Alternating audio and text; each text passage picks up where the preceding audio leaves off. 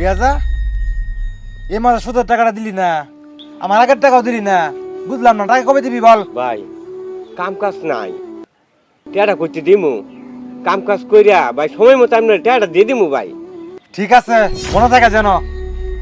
দেখছস সুদ খাইছে দেখিয়া মানুষে পছন্দ করছে না, জানার মধ্যে লোক হয়েছে হাতে গোনা 2 থেকে 3 জন।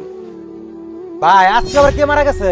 আরে ভাই সুদখোর মতিন আছে না, ওই তো মারা গেছে ভাই। তা আপনার দুইজন জানা যায় গেছেন, আর লোক কই? জানাজার লোক হয়েছে না ভাই, 2 থেকে 3 জন লোক আইছে, কোনোরকম দাফন টাউন করে আমরা আইলাম ভাই।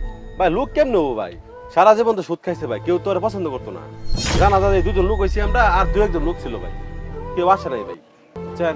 ঠিক আছে ভাই, তাহলে থাকেন, আসসালামু আলাইকুম।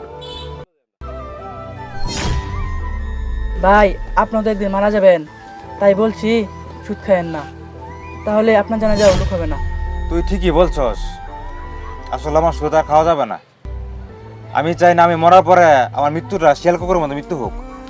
আজকে থেকে আর সুদ খাওয়া বাদ দিব, আর কখনো সুদ খাবো না। সুদ নামক জঘন্য পাপ থেকে আমরা বিরত থাকবো ইনশাআল্লাহ। ভিডিওটা ভালো লেগে থাকলে অবশ্যই শেয়ার করে দিবেন।